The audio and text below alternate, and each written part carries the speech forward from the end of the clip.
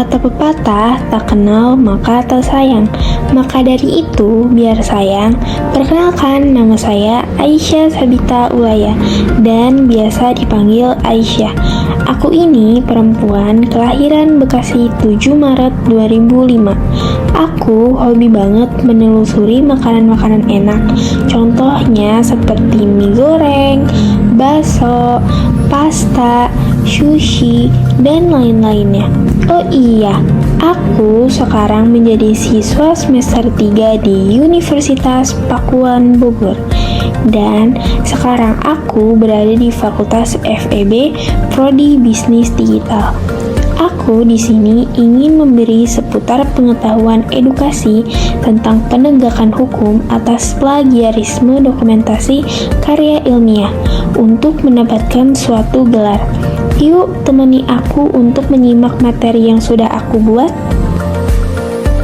Plagiarisme adalah tindakan menjiplak atau mengambil karya orang lain tanpa memberikan kredit yang layak. Dalam dunia akademik, ini mencakup menyalin ide, data, atau bahkan kalimat secara langsung dari karya ilmiah tanpa menyebutkan sumbernya.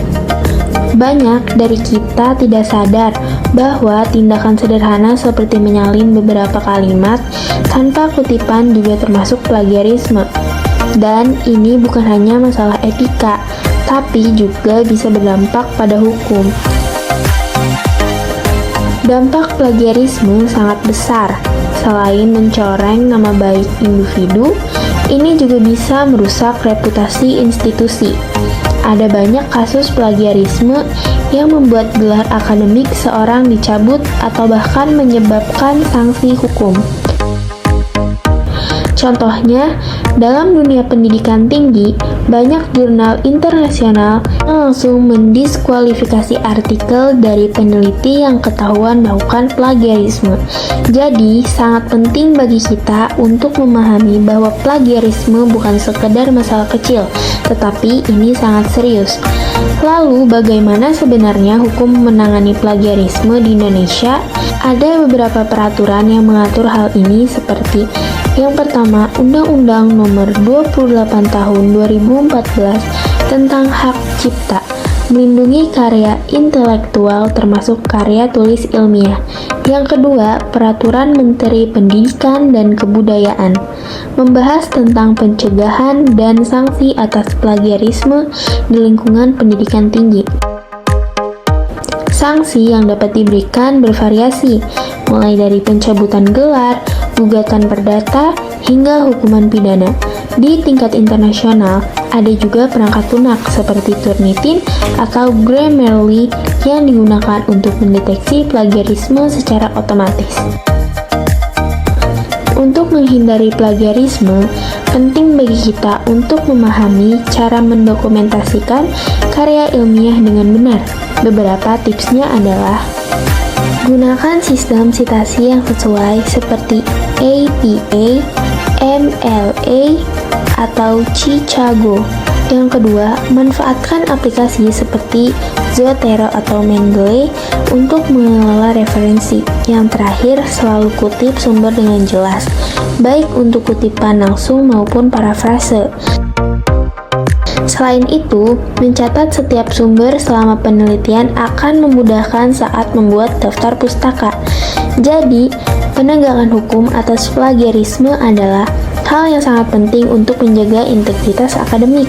Dengan mendokumentasikan karya ilmiah dengan baik, kita tidak hanya menghormati hak orang lain, tetapi juga melindungi karya kita sendiri. Sisi positif dan sisi negatif.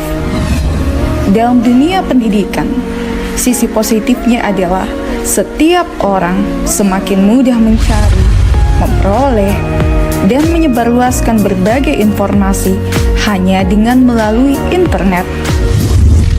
Max and Gerson berpendapat bahwa mesin penelusuran online merupakan platform yang nyaman digunakan dan mudah untuk mencari dan menemukan informasi. Kemudahan yang diberikan internet, baik itu kemudahan mencari, memperoleh, atau menyebarluaskan berbagai informasi, ternyata berdampak pada terjadinya tindakan plagiarisme yang semakin meningkat. Mengapa hal tersebut terjadi? Ternyata kemudahan tersebut memberikan kepraktisan kepada sivitas akademika untuk menyalin, mengedit sumber informasi yang tersedia. Hal tersebut kemudian dipertegas oleh Helgeson, menyatakan bahwa modern information technology make it easier to plagiarize because vast number of paper, report, essay, and book are easily available in electronic form on the internet. Tak heran jika Parsi kemudian menganggap bahwa plagiarism sebagai a more common issue in the modern age of information. Di balik itu semua, ada hal yang mendasar yang harus kita pahami dan renungkan secara bijaksana. Seperti yang dikemukakan oleh Profesor Sukyadi, menyatakan bahwa dalam kehidupan umat manusia tidak ada pengetahuan yang independen. Apa yang kita ketahui dan apa yang kita buat saat ini sedikit banyak dipengaruhi oleh pengetahuan, pikiran, atau pendapat orang lain yang kemudian dikonstruksi di masyarakat secara kolektif. Tidak ada teks atau karya ilmiah yang murni karya seseorang. Setiap karya ilmiah, apakah berupa laporan penelitian, buku, selalu dipengaruhi apa yang pernah dipikirkan, dituliskan, atau disampaikan orang lain. Dengan demikian, ilmu pengetahuan yang berkembang hari ini selalu dipengaruhi dari apa yang pernah dipikirkan, dituliskan, atau disampaikan oleh orang lain, yakni ilmu pengetahuan berkembang berdasarkan pada ilmu pengetahuan yang sudah ada sebelumnya. Sehingga dapat kita tegaskan bahwa setiap pendapat, pandangan, konsep, teori, gagasan, atau karya orang lain yang mempengaruhi yang digunakan untuk memperkuat pendapat kita harus senantiasa disebutkan atau dituliskan sumbernya secara tepat, akurat, dan memadai sesuai dengan ketentuan yang berlaku. Menyebutkan sumber rujukan bukan berarti akan menurunkan bobot tulisan atau karya kita. Akan tetapi sebaliknya, dengan kita menuliskan sumber referensi, dengan banyaknya rujukan yang kita baca, dan kita bisa mengembangkan ilmu pengetahuan yang sudah ada sebelumnya.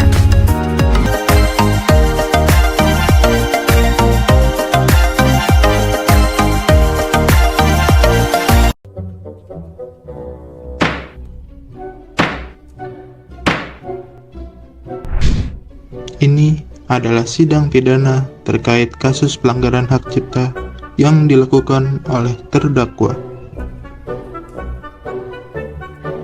Yuk, kita lihat apa sih yang dilakukan terdakwa hingga bisa masuk persidangan. Aduh, pusing banget nih. Udah berminggu-minggu belum dapet ide. Apaan nih? Cakep benar karakternya. Kayaknya kalau gue bikin bakal cuan nih. Paling gue bedain dikit doang karakternya. Nah kan cuman berlanjutan, kagak ketahuan ini.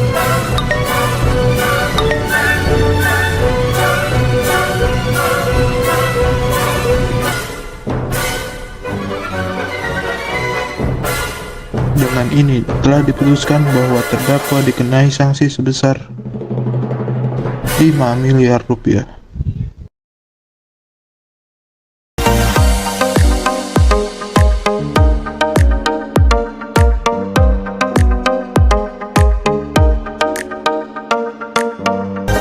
Untuk kalian yang masih bingung tentang cara membuat citasi atau mengelola referensi, jangan lupa cek videoku sebelumnya tentang cara menggunakan Mendeley. Jangan lupa juga untuk subscribe dan tinggalkan komentar jika ada pertanyaan. Sampai jumpa di video berikutnya.